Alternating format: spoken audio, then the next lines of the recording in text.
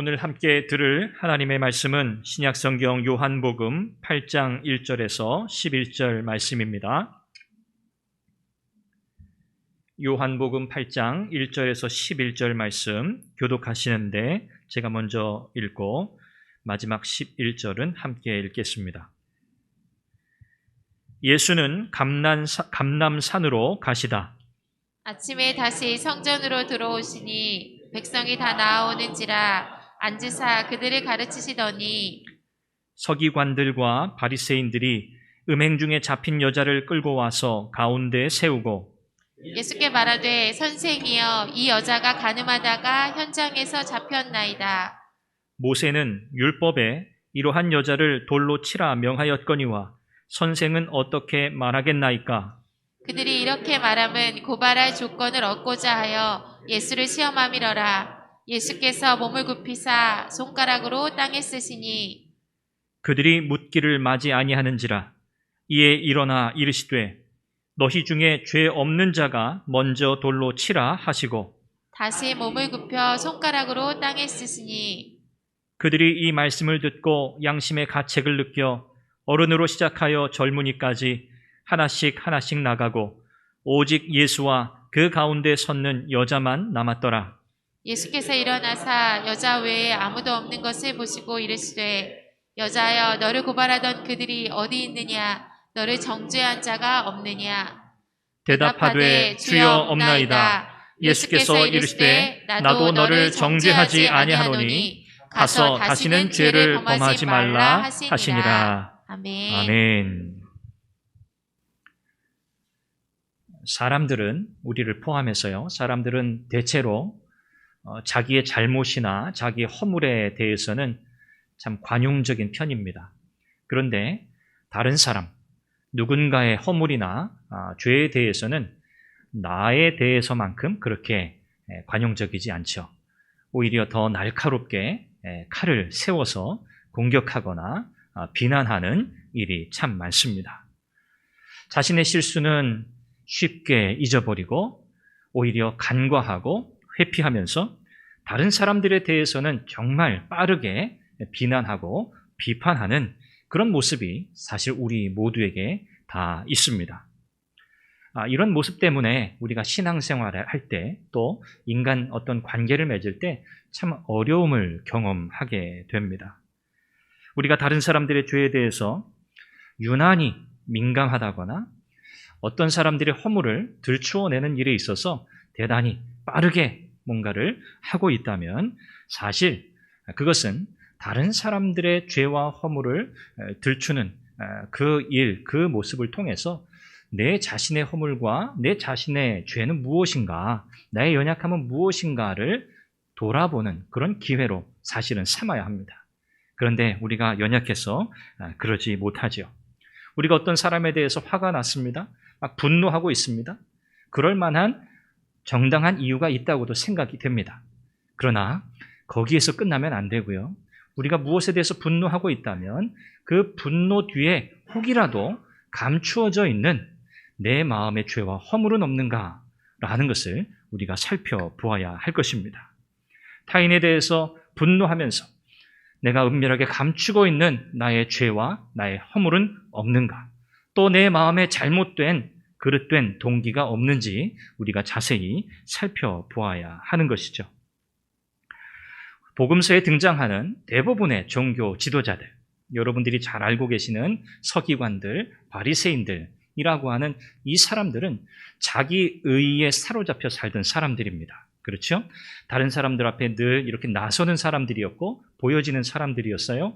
그래서 이 사람들은 스스로 자기가 의롭다고 생각하고 하나님의 뜻을 누구보다도 잘 성취하고 이루어가고 있다, 순종하고 있다라고 생각했던 사람들입니다. 그런데 이 종교 지도자들 사실은 어떻습니까? 자신들의 죄와 허물은 들여다보지 못하고 그것은 그냥 간과하고 회피하면서 하나님의 말씀대로 살지 못하는 다른 사람들, 평범한, 어떻게 보면 평범한 이런 백성들, 그들을 정죄하고 비난하기에 대단히 빠르고 앞장섰던 사람들이 바로 서기관들 그리고 바리새인들, 종교 지도자들이었습니다. 정작 자신의 삶 속에 있는 죄의 문제에 대해서는 직시하지 않았던 것이죠. 그것을 정확하게 자기가 직면하고 그 문제를 가지고 하나님 앞에 해결하려고 하는 이런 모습이 전혀 그들에게는 없었습니다. 정직한 것, 그리고 공의로운 것, 늘 그들의 관심은 거기에 있었다고 그들은 말하고 다녔어요. 우리는 정의에 관심이 있다, 우리는 하나님의 공의를 이루고자 한다라고 말했지만 사실 그들 자신에게는 전혀 적용하지 않았던 그런 사람들이 바로 종교 지도자들이었습니다. 예수님께서 공생애를 시작하시면서부터 이 사람들과 갈등을 경험하게 되시잖아요. 이 종교 지도자들이 예수님과 이렇게 대립하는 이 각을 날카롭게 세웠습니다.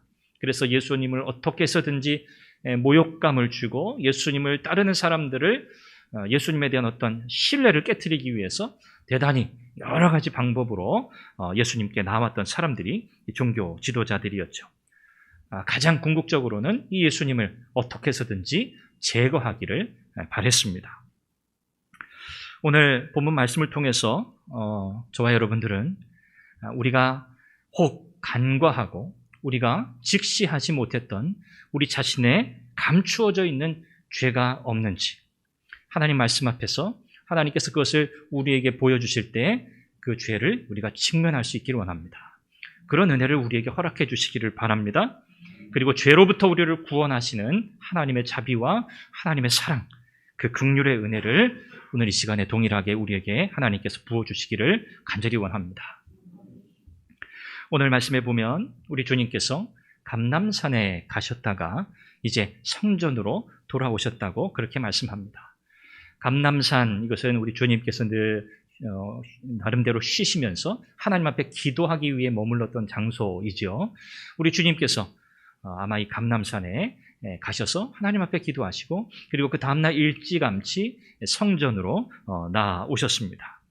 이때 오늘 말씀해 보니까 백성들이 다 성전으로 나아왔다 이렇게 표현합니다. 많은 사람들이 예수님이 성전에 오신 것을 보고 예수님께로 나아오고 있었다고 하는 그들이 지금 막 몰려들고 있는 이런 장면을 우리에게 전달해 주는 모습입니다. 우리 주님은 자리에 앉으셔서 그들을 가르치기 시작하셨습니다. 바로 그때죠. 서기관과 바리새인들이 음행 중에 잡힌 현행범으로 잡힌 이 여인을 성전으로 끌고 와서 이제 막 말씀을 가르치시는 주님 앞에 그 여인을 딱 세워 놓았습니다. 이것이 오늘 본문의 배경이라고 할 수 있습니다. 지금 이 서기관들과 바리새인들은 나름 특별한 목적을 가지고 이 여인을 주님 앞에 세운 것으로 우리는 미루어 짐작할 수 있습니다. 자, 그들이 이제 이 여인을 우리 주님 앞에 세우고 나서 무엇이라고 이야기합니까? 여인에 대해서 고발하는 장면입니다. 4절과 5절인데요. 선생이여, 이 여자가 간음하다가 현장에서 잡혔나이다. 모세의 율법에 이러한 여자를 돌로 치라 명하였거늘 선생은 어떻게 말하겠나이까? 자, 지금 이 여인은 어떤 여인이라고요? 간음하다가 현장에서 잡힌 여인이에요. 지금 이 서기관들과 바리새인들은 이 여인을 모세의 율법에 근거해서 처벌해야 한다라고 주장하고 있습니다. 그런데 그들이 예수님께 되묻는 것이죠. 모세 율법에 따르면 간음하다 잡힌 이런 사람은 돌로 쳐 죽이라 명하였는데 선생이신 당신께서는 지금 이 문제를 어떻게 해결하시겠습니까? 라고 묻고 있는 겁니다. 이 여인의 입장에서는 자신의 이 죄, 자신의 범죄를 변명할 만한 여지가 전혀 없는 상태를 가르쳐주고 있습니다. 이 여인은 어떻게 소위 우리가 그런 표현 하잖아요. 진퇴양난이라고 그러죠. 어디 물러설 곳이 없어요. 이 여인은 그냥 현행범으로 잡혔기 때문에 이 죄목으로만으로도 이 여인은 율법에 따라서 돌로 쳐 죽임을 당해도 전혀 상관이 없는 그런 상황입니다. 자, 사실 그런데요. 이런 간음하다가 잡힌 이런 경우에 한해서 남자와 여자, 상대방이 있을 거잖아요. 이 여인이 간음을 한 그 대상이 있지 않겠습니까? 그 남자와 이 여자를 둘 다 사실은 잡아야 돼요. 법에 따르면, 율법에 따르면 두 사람을 다 소환해서 붙잡아서 율법에 따라서 처벌을 해야 하는 것이죠. 그런데 지금 이 서기관들과 이 바리새인들은 누구만 데리고 왔습니까? 여인만 데리고 왔어요. 그들이 그 남자를 뭐 놓쳤는지, 뭐 일부러 이 여인만 데리고 왔는지, 어찌 되었든 간에 그들의 의도는 분명해요. 오늘 본문에도 기록하고 있지만 지금 이 여인의 문제를 법에 따라 해결하려고 하는 그런 목적으로 이 여인을 예수님께 데리고 나온 것이 아니라는 거죠. 그들은 이미 율법의 규정을 무시하면서까지도 이 여인을 예수님 앞에 끌고 나온 겁니다. 그러면 이와 같은 이 종교 지도자들의 이 여인을 고발하고 고소하는 그런 진짜 의도가 무엇인가 하는 거예요. 이 고소자들의 질문은 당신은 어떻게 이 상황을 해결하겠습니까? 라고 주님께 물었던 그들의 질문은 자기들이 해결할 수 있는 문제였음에도 불구하고 이렇게 질문한 것은 오늘 본문 6절에 보니까 예수를 고발하고자 시험함이라 그랬습니다. 아, 그렇구나. 이게 그들의 목적이었어요. 의도였어요. 이 여인이 뭐 음행 중에 잡혔든 어떻게 됐든 그거는 지금 둘째 문제예요. 그건 중요한 문제가 아니에요. 이 여인을 이용해서 어떻게 하려고요? 예수님을 고발하려고요. 예수님을 고발하려고 예수님을 곤경에 빠뜨리기 위해서 또 예수님을 따르는 많은 사람들로 하여금 예수님께 대한 신뢰를 깨트리게 하기 위해서 지금 이 여인의 죄를 이용하고 있는 겁니다. 당시 예수님은 종교 지도자들에게 눈의 가시였어요. 그렇죠? 그들이 기득권처럼 누리면서 관행적으로 행해왔던 모든 일들을 우리 주님이 등장하시면서부터 이 모든 것이 그들의 입장에서는 엉망진창이 된 거예요. 성전에서 물건을 팔면서 매매 행위를 했던, 이거 관습적으로 행했던 일들이거든요. 이런 것에 대해서 우리 주님께서 질책하셨죠. 정죄하셨죠.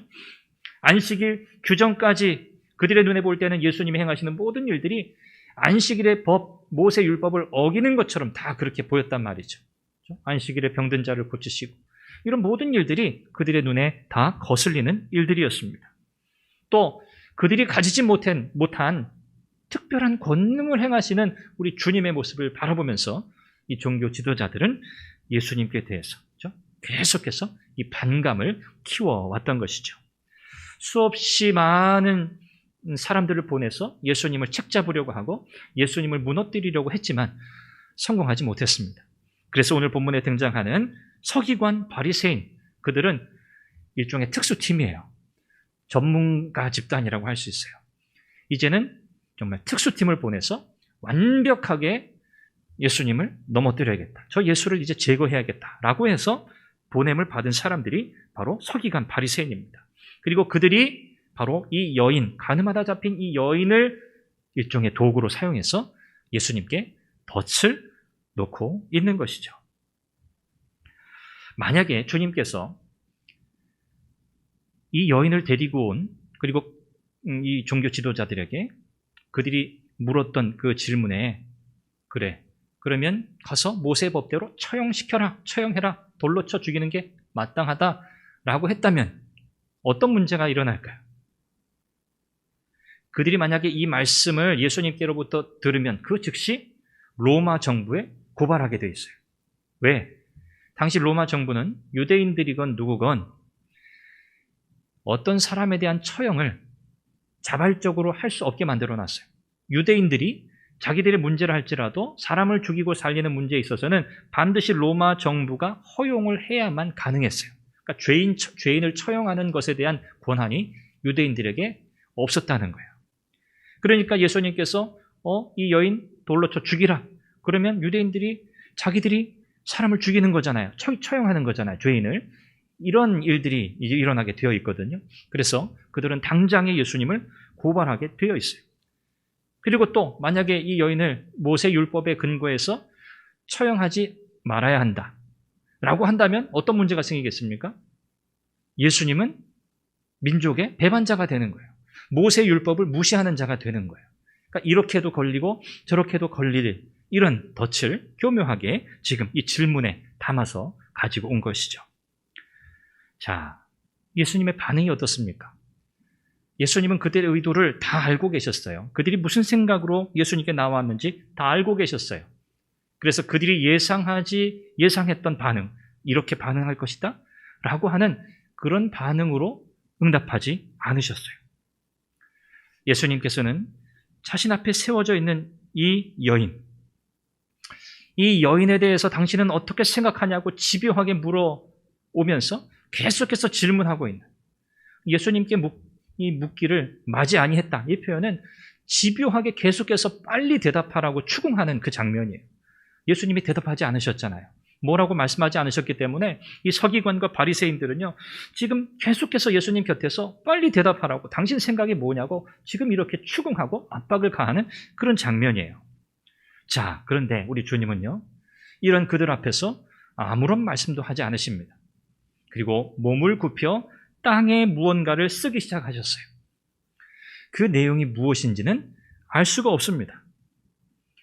간음을 범한 사람들의 이름을 쭉 적으셨는지, 또 거기 모여있는 사람들의 각자의 죄목들을 다 적으셨는지 몰라요. 무엇을 적으셨는지는 성경이 우리에게 말씀하지 않아요. 그런데 공통적인 반응이 뭐냐면, 예수님께서 몸을 굽혀서 뭔가를 땅에 쓰시자 사람들은 모두 다 한결같이 마음에 불안감을 느끼기 시작했다는 거예요. 뭔가 불안해졌어요. 주님이 계속해서 땅에 뭔가를 쓰시고 계시는 그 중에도 이 서기관 바리새인들은 계속해서 빨리 대답하라고 옆에서 추궁합니다. 예수님이 대답을 회피하는 것처럼 그렇게 생각했던 것 같습니다. 아마 그들의 생각에는, 그래, 이제 됐다, 대답하지 못하고 있으니 이제 이 올무에 걸려들었구나 라고 생각했을 거예요. 그런데 우리 주님께서 그들의 허를 찌르는 말씀을 하세요. 7절입니다. 너희 중에 죄 없는 자가 먼저 돌로 치라. 너희 중에 죄 없는 자가 먼저 돌로 치라. 이 성적인 범죄를 포함해서 이 유대인들에게 사실 이 죄로부터 자유로운 사람이 있습니까? 아무도 없습니다. 결코 자유로운 사람이 없어요. 거기 모여있는 그 많은 그 무리들은 모두 다 죄인이에요. 자기가 죄인이라는 사실에 대해서 이렇게 막 극구 부인하고 부정할 만한 사람이 없다는 말씀이에요. 주님은 너희 중에 죄 없는 자가 먼저 돌로 치라는 이 말씀에서 몇 가지 함축적인 메시지를 전달하고 계세요. 자, 죄 없는 자가 돌로 이 여인을 먼저 치라고 하는 이것은 모세 율법에 근거한 말씀이잖아요. 그렇죠? 죄인을 돌로 치는 것은 모세 율법의 근거예요. 그러니 주님께서 이 말씀을 하심으로 첫 번째는 율법을 거스른다라고 하는 이 항목에 해당이 안 돼요. 예수님이 율법을 거스르고 계시지 않는 거예요. 그리고 중요한 것은 뭐냐면, 이렇게 말씀하심으로써 거기 모여있는 많은 사람들이 이 여인의 죄가 아니라 자기 자신의 문제, 자기 자신의 죄가 무엇인지를 생각하게 만들도록 일종의 생각 방향을 전환시키고 계시다는 거예요. 그리고 세 번째로는 이 여인이 한 이 큰 죄, 이 죄를 우리 주님이 그냥 묻고 하시는 게 아니에요. 그냥 묻고 가시는 게 아니에요. 그러면서도, 드러내시면서도 주님의 긍휼, 주님의 자비, 주님의 용서를 동시에 말씀하고 계세요. 이 한마디 속에서 그 장소에 모여들었던 많은 사람들뿐만 아니라 특별히 고소하고 있는 당사자인 서기관과 바리새인들, 이 종교 지도자들이 자기 자신이 얼마나 위선적인 존재인가, 자기 자신도 이 여인과 다름없는 죄인이라고 하는 사실을 직시하고, 야, 우리도 죄인이구나라고 하는 사실을 깨닫게 하시려는 주님께서 일종의 심판의 대상을 확대하고 계시는 그런 장면이라고 할 수 있습니다. 자신의 죄에 대해서는 대단히 관용적이면서 가증스러운 일들을 서슴지 않고 행했던 이 종교 지도자들. 오늘 우리는 이 서기관과 바리새인의 모습을 통해서 우리 안에 있는 이런 모습을 동일하게 발견하게 됩니다. 다른 사람들의 허물과 다른 사람들의 잘못에 우리는 대체로 민감하게 반응합니다. 그래서 그 문제를 어떻게든 해결해 보려고 하죠. 근데 그 해결하려고 하는 그 과정 속에서 우리가 그 사람을 정죄하고 비난하고 비판하기가 더 쉽습니다. 그 문제를 해결하고자 사랑으로 품고 용서하고 기회를 주고자 하는 이런 마음의 자세가 사실은 우리에게 있어야 하는데도 불구하고 우리는 여전히 그렇게 반응하게 되는 것이죠. 죄 없는 자가 아무도 없다는 것을 우리는 다 알고 있습니다. 그래서 오늘 주님께서 죄 없는 자가 돌로 먼저 치라고 하실 때에는 정말 이 여인을 돌로 칠 만큼 죄 없는 자가 있다고 말씀하시는 게 아니에요. 그런 사람이 만약에 있다면 이 여인을 돌로 쳐도 된다고 말씀하고 계시는 게 사실은 아니에요. 또한 우리 주님은 이 여인의 이 죄를 그냥 간과하고 눈 감아주고 계시는 것도 아니에요. 우리 주님은 이 여인을 통해서 그곳에 모여 있었던 수많은 무리들이 자기 자신의 죄를 보기를 원하셨어요. 특별히 고수하는 종교 지도자들이 그들이 가지고 있었던 위선적인 이런 신앙, 위선적인 믿음, 그들의 종교 생활, 이것을 그대로 폭로하고 드러내기를 원하셨던 거죠. 주님은 이 여인의 죄에 대해서 사실은 말씀하고 계세요. 이 여인 자체에게는 우리 주님께서 긍휼의 마음을 베풀고 계세요. 그녀의 죄는 당연히 미워하시죠. 그 죄를 그냥 주님이 간과하실 수 없죠. 그러나 이 죄를 짓고 지금 주님 앞에 서 있는 이 여인을 향해서는 우리 주님께서 긍휼을 베풀고 계시다는 거예요. 주님께서 다시 몸을 굽히셔가지고 한 번 더 땅에 무언가를 쓰기 시작하셨습니다. 그 내용은 역시 무슨 내용인지 알 수 없어요. 그런데 우리 주님께서 두 번째 이와 같은 행동을 하신 이유가 뭘까? 이렇게 생각해 보면 주님께서 죄 없는 자가 먼저 돌로 치라고 하셨잖아요.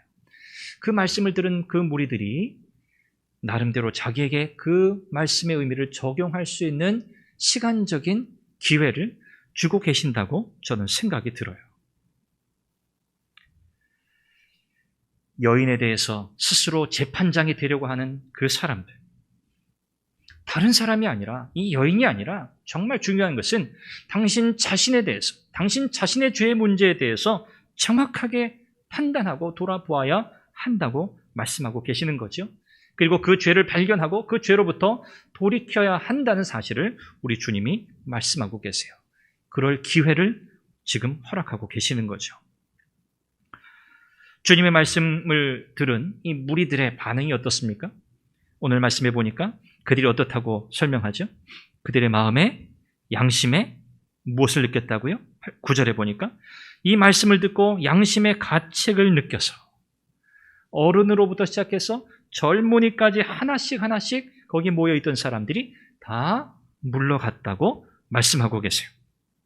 양심의 가책을 받았다. 양심의 가책을 받았다.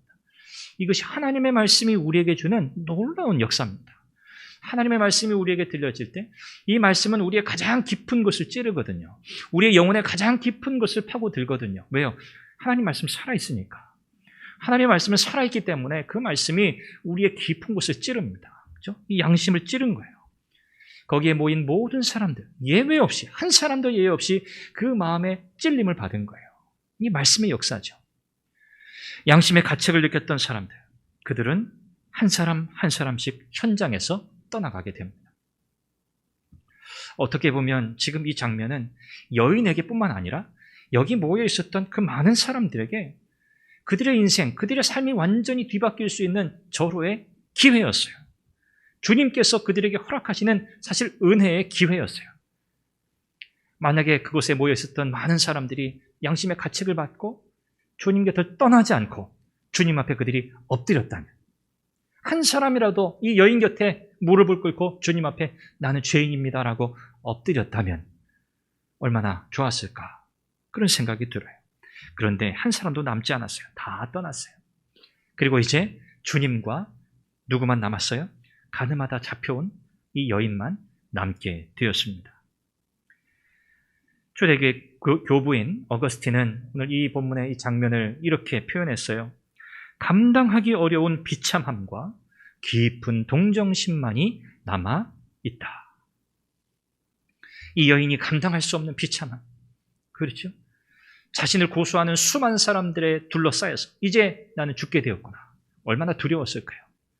돌에 맞아 죽는 거잖아요. 이제 이런 수치와 죽음에 대한 공포에 휩싸여 있던 이 여인, 감당하기 어려운 비참함이죠. 이 비참함과 이 여인을 향한 창조주 하나님, 구주이신 우리 주님의 깊은 긍휼의 마음, 그 마음이 동시에 남아있는 지금 상황입니다. 저와 여러분 모두에게는 우리 주님의 이와 같은 은혜가 절대적으로 필요합니다. 우리가 예수 그리스도를 우리의 구주로 영접하고 우리가 믿음의 삶을 살아가고 있지만 우리가 날마다 그 보혈의 능력 앞에 나아가야 하고 날마다 우리가 주님 앞에 엎드려야 하는 것은 우리의 연약함을 우리가 잘 알기 때문이고 우리가 여전히 죄와 싸우며 우리가 주님을 기쁘시게 하지 못하는 수없이 많은 죄를 지으며 살아가고 있기 때문입니다. 우리가 죄로부터 자유케 되고 죄와 사망의 권세로부터 자유케 되었지만 여전히 사탄은요, 우리를 끊임없이 죄 아래로 끌어당기고 있습니다. 이 영적 싸움이 우리에게 늘 있는 거죠. 그래서 우리는 날마다 보혈 앞에 서야 하고 예전에는 불가능했던 죄와 싸워 이길 수 없었던 죄를 짓지 않을 수 있는 자유가 우리에게는 없었지만 이제는 예수 그리스도로 인해서 우리에게는 그 은혜가 주어진 거예요. 죄로부터 자유로워질 수 있는 은혜가 우리에게 허락된 것이죠. 우리가 현장에 있었다면 우리는 어땠을까? 아마 우리도 멀리 달아나지 않았을까? 그런 생각이 듭니다. 예수님과 단둘이 남은 이 여인에게 우리 주님이 물으세요. 10절인데요. 여자여, 너를 고발하던 그들이 어디 있느냐? 너를 정죄한 자가 없느냐? 우리 주님께서 지금 이 표현은 우리 주님께서 이 여인을 대단히 정중하게 조심스럽게 대하고 계시는 질문이에요. 여자여, 너를 고발하던 그들이 어디 있느냐? 너를 정죄한 자가 없느냐? 아마 이 여인이 웅크리고 있지 않았을까요? 머리를 땅에 깊이 쳐박고 고개를 들지 못한 채로 있지 않았을까요? 수치심? 죽음에 대한 공포? 자기에 대한 죄를 깨닫고 내가 이걸 회개하고 내가 용서를 받아야겠다 이런 마음보다는 수치심과 부끄러움, 두려움 이것에 휩싸여서 이 여인은 정신을 차리지 못하고 머리를 땅에 쳐박고 있었을 거예요. 그런 이 여인에게 주님께서 이렇게 물으시는 거예요. 이 질문은 이제 너를 고소하는 자들이 다 사라졌다는 거예요. 없다는 거예요. 무엇을 하시려는 걸까요? 이제 이 여인이 정말 자기 문제가 무엇인지 보도록 하시려는 거예요. 아, 내가 정말 죄인이구나. 내가 정말 큰 죄를 지었구나. 이 여인이 직면해야 할, 이 여인이 바라보아야 할 자신의 죄를 정확하게 보도록 하시려고 주님이 이 질문을 하고 계세요. 그러자 이 여인이 뭐라고 이야기합니까? 고개를 들어서 보았겠죠. 사람들의 소리가 들리지 않았겠죠. 주여 없나이다. 주여 없나이다. 나를 고소하던 자들이 나를 비난하고 조롱하고 나에게 수치심을 안겨주는 자들이 이제는 없습니다. 라고 이야기해요. 여러분, 사탄은요, 고소자입니다. 고소자. 사탄의 별명이 있다면 그는 고소자, 고발자예요. 끊임없이 하나님 앞에 우리를 고소합니다. 마치 검사가 죄인을 고발하듯이, 고소하듯이 끊임없이 우리를 정죄해요. 우리 속에 있는 우리 자신에 대한 이 죄뿐만 아니라 다른 사람에 대한 죄, 다른 사람들의 허물을 끊임없이 정죄하게 만듭니다. 이것이 마귀가 하는 일이에요. 그래서 사람들에게 가서 이간질하고 이 사람 저 사람에게 거짓된 이야기를 전달하고 그래서 문제를 일으키고 그렇죠? 서로 갈라지게 만드는 이 모든 일들은 다 사탄이 하는 일이에요. 사탄은 고소자이기 때문에 그래요. 사탄은요, 우리 자신의 이 어떤 죄가 있잖아요. 어떤 심각한 문제가 있잖아요. 이것에 대해서 사탄은요, 아주 교묘해서 우리가 죄인이라는 사실을 부인하게 만들진 않지만 우리가 그 죄를 정확하게 직면하지 못하게 만들어요. 내가 죄인은 죄인인 것 같은데 내가 그렇게 죽을 만큼 죄인은 아니야. 누구나 다 이 정도 죄는 짓고 살지 않나? 라고 하는 이런 생각이에요. 그래서 자기의 죄를 정확하게 보지 못하도록 만들어요. 그러면서 다른 사람들에 대해서는 대단히 날카롭게 마치 현미경으로 들여다보듯이 그렇게 판단하고 비난하고 정죄하게 만들어요. 경멸과 수치심을 안겨주도록 하는 거죠. 이게 마귀가 하는 거예요. 그런데 정작 우리가 내 자신의 죄를 직면하고 그 죄를 회개하고 돌이키려고 할 때는 어떻게 하겠습니까? 우리에게 겁을 줍니다. 우리를 무섭게 정죄합니다. 그래서 그 죄로부터 돌이키지 못하도록. 참 교묘하죠. 우리가 하나님께 돌아가려고 할 때, 죄로부터 돌이키려고 할 때 그것도 못하게 가로막는 거예요. 이 일을 바로 마귀가 하는 거죠. 우리 주님은 이 여인으로 하여금 자신을 고소하던 자들이 더 이상 없다는 사실을 확인케 하시고 이제 그 여인 앞에 서 있는 오직 한 분, 그녀에게 오직 자비와 긍휼과 은혜를 베푸실 구원자, 구주신 주님을 바라보게 하십니다. 우리 주님이 이어서 말씀하세요. 바로 이 대목이 우리 주님께서 이 땅에 오신 목적이 무엇인가를 우리에게 가르쳐줘요. 나도 너를 정죄하지 아니하노니. 나도 너를 정죄하지 아니하노니. 우리 주님께서 이 땅에 오신 목적이 무엇인가?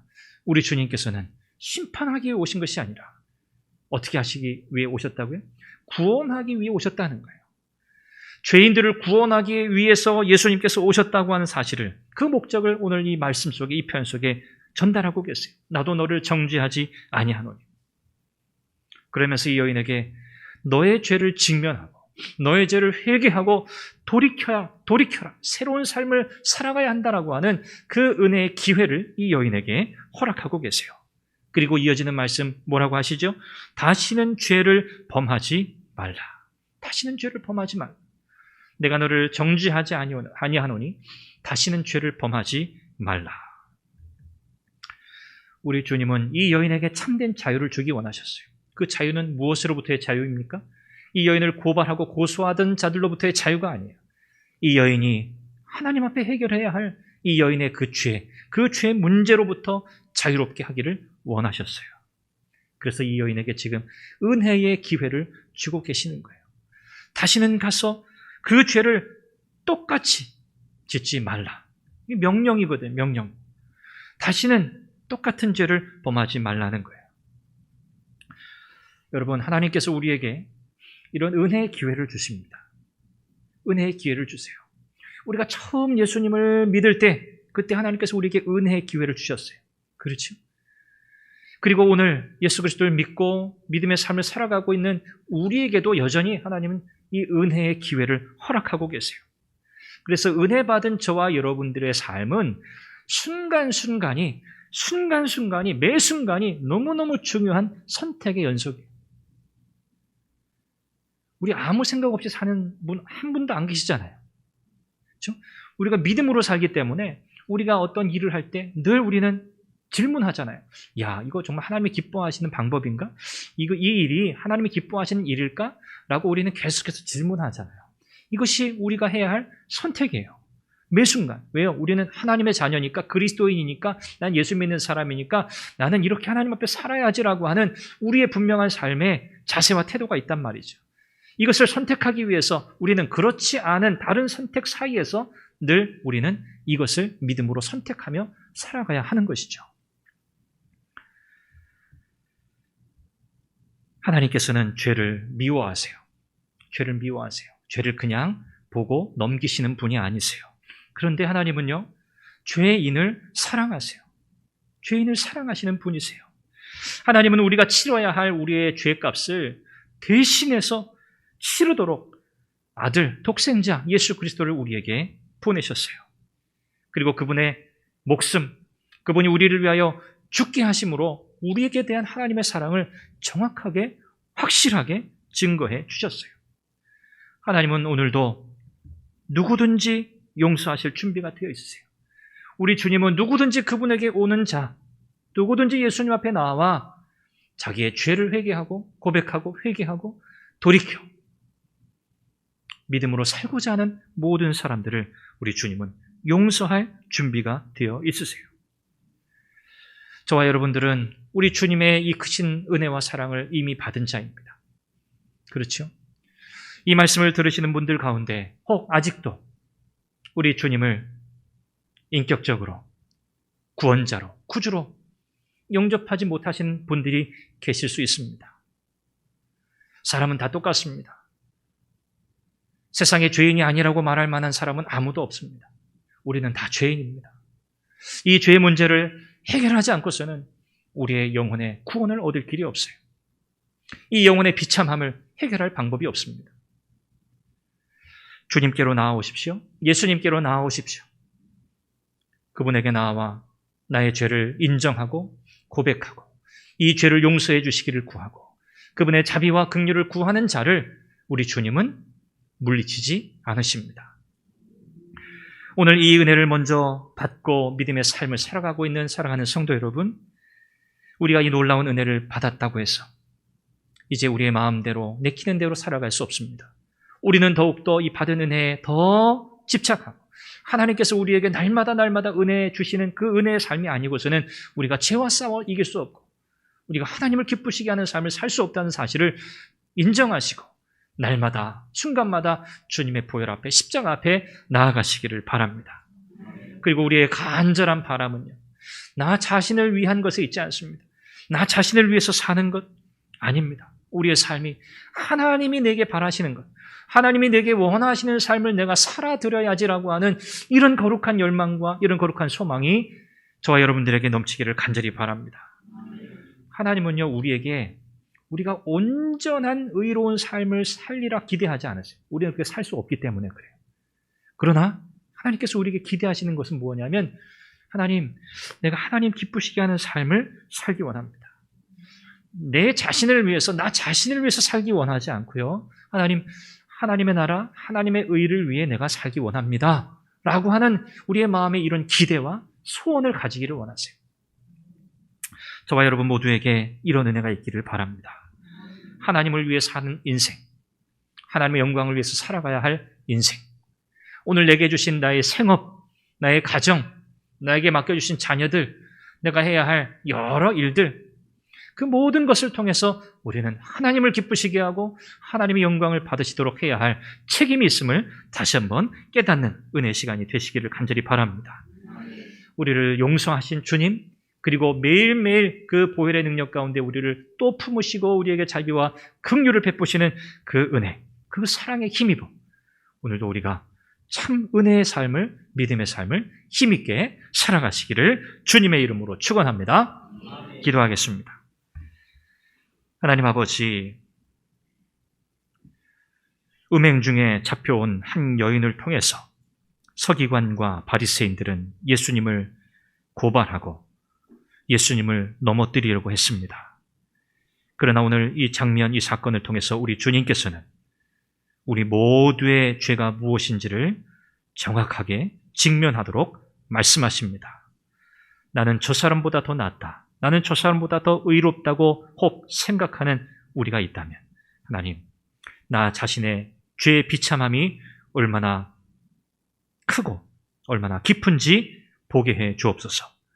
그리고 하나님 앞에 온전하게 회개하고 돌이키며 은혜로 말미암아 새로워지는 우리 모두가 되게 해 주옵소서.